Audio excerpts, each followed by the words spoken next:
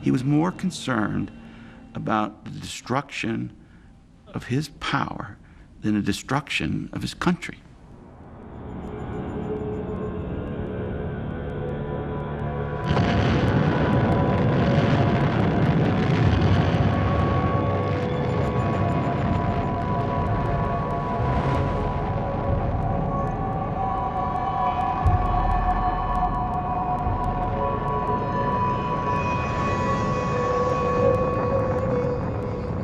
On August 6th, the day an atomic bomb destroyed Hiroshima, Hirohito was still waiting for a response from Moscow.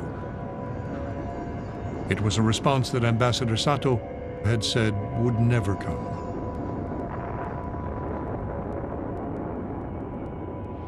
It was to spare the Japanese people from utter destruction that the ultimatum of July the 26th was issued at Potsdam. Their leaders promptly rejected that ultimatum. If they do not now accept our terms, they may expect a rain of ruin from the air, the like of which has never been seen on this earth.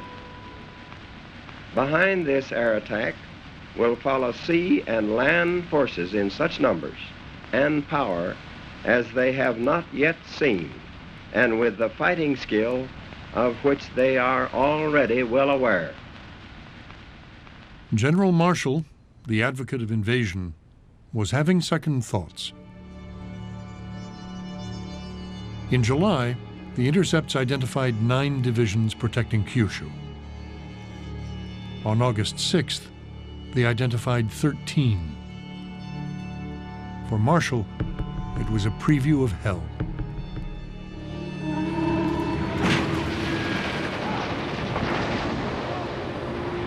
The landings at Normandy had been costly, but successful. Marshall began to question if the invasion plans for Japan would succeed. He asked General Douglas MacArthur, who was to command the invasion, to consider moving the landing to northern Japan.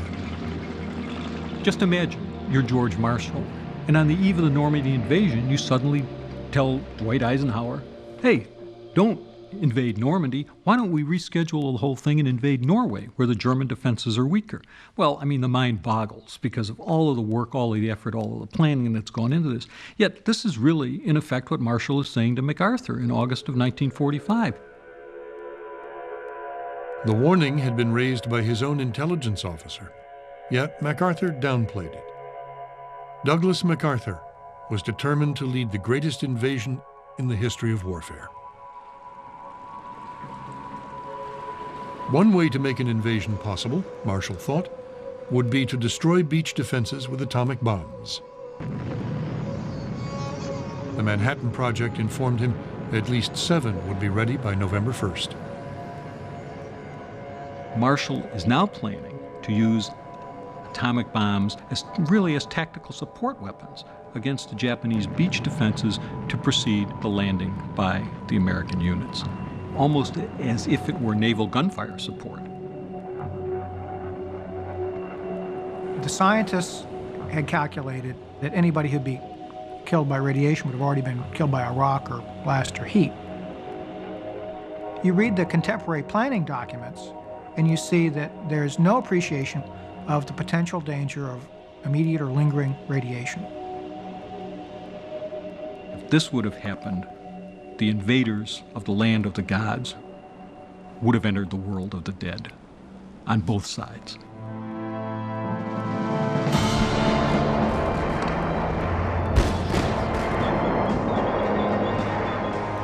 Just before midnight on August 8th, the Soviet Union declared war on Japan. Fearing the atomic bomb would end the war before he entered, Stalin advanced the date. The Red Army launched the largest land operation of the Pacific War against the Japanese in Manchuria.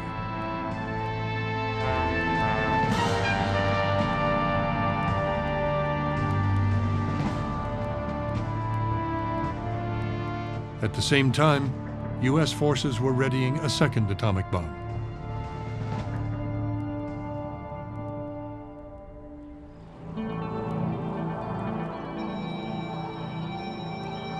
For 3 days after the Hiroshima bombing, the Japanese government had not met. With the hope for Soviet mediation shattered, the War Cabinet gathered at 10:30 a.m. on August 9th to discuss the Potsdam Declaration. Foreign Minister Togo led the peace faction, urging acceptance, with one condition: preserving the emperor, although stripped of his powers.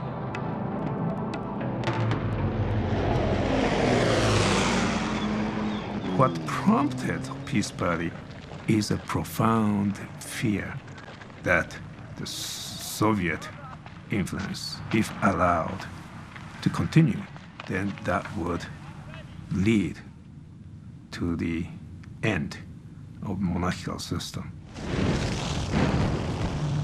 The inevitable has come, said General Anami, who feared a two-front war. Yet Anami and the militarists, still confident in Ketsugo, favored adding 3 additional conditions.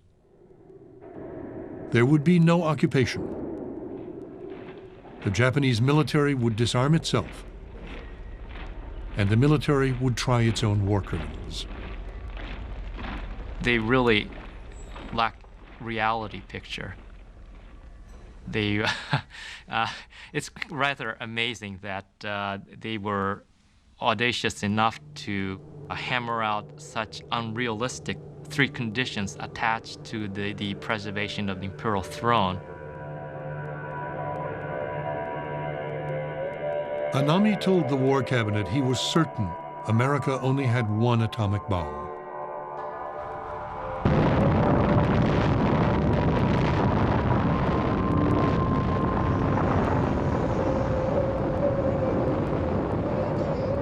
It was at that time, just before 1 p.m. on August 9th, that word reached the meeting a second bomb had hit Nagasaki.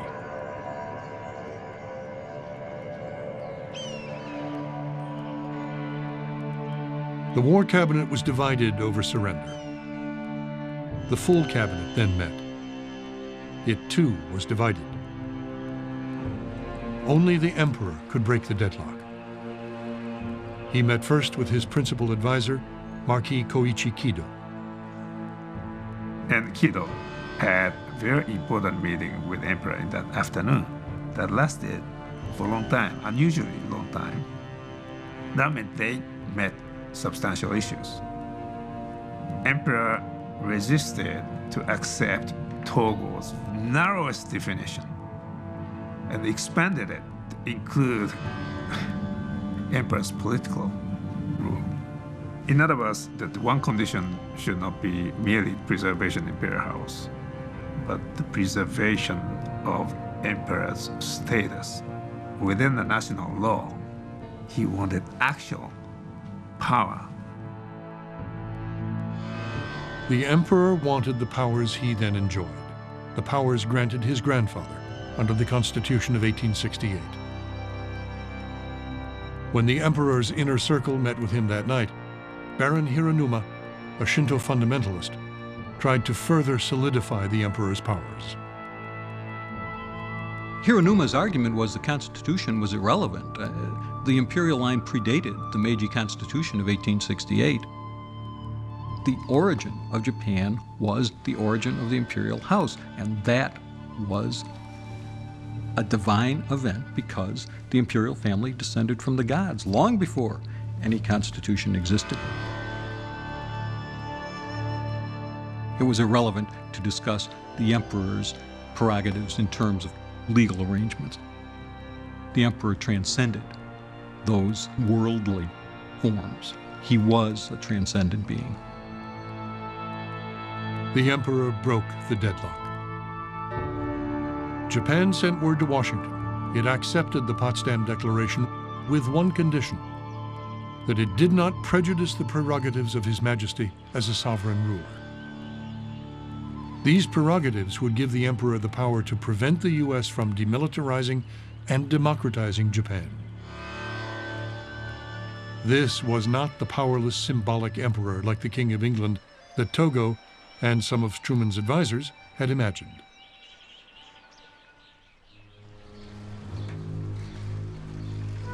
Japan's response to the Potsdam Declaration arrived in Washington August 10th. Even after 2 atomic bombs, no one expected surrender so soon. Secretary of War Stimson dropped vacation plans to attend a cabinet meeting. Stimson took the lead. He urged Truman to accept the Japanese offer. Stimson told Truman that if we don't use the emperor to obtain an organized capitulation of the Japanese armed forces, we could be facing a score of Iwo Jimas or Okinawas across the Asian continent, in Southeast Asia, and the Pacific. And that's an analogy to a casualty figure somewhere between 600,000 and almost 1 million. And Stimson isn't even talking about the home islands. Truman told his cabinet that telegrams he had already received were overwhelmingly against accepting Japan's offer. To Secretary of State Burns, these expressions of public opinion mattered. Burns said that this will mean the crucifixion of the president. Wonderfully dramatic metaphor. That is, if the president accedes to retaining the imperial system and presumably the emperor, he, the president, is going to be destroyed at home. This is the fear of the backlash. Burns got support from an unexpected quarter. Retaining the emperor had been the idea of Undersecretary of State Joseph Grew and Japan experts in the State Department, including Joseph Ballantyne. They were derided by some as emperor worshippers, but they knew what Baron Hiroshima meant by imperial prerogatives. Ballantyne immediately, he said, oh, this is a bad news. This is imperial prerogatives. That means you are going to maintain the source of Japanese militarism. That would be in contradiction with the basic objectives of the United States. Burns was in a tough position. To reject Japan's offer might prolong the war and give the Soviets a foothold in Japan and a role in the occupation. The response Burns drafted for Truman sidestepped the fate of the emperor, but made it clear he would not be in charge. From the moment of surrender, it read, "The authority of the emperor and the Japanese government shall be subject to the Supreme Commander Allied Powers."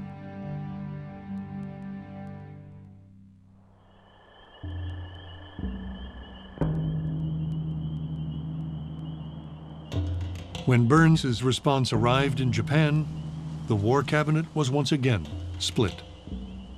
For 3 rancorous days, General Anami led those opposing surrender. On August 14th, the Emperor intervened once again and imposed his will. "It is my belief," he said with sadness, "that continuation of the war promises nothing but additional destruction." Just before midnight, he recorded a surrender message.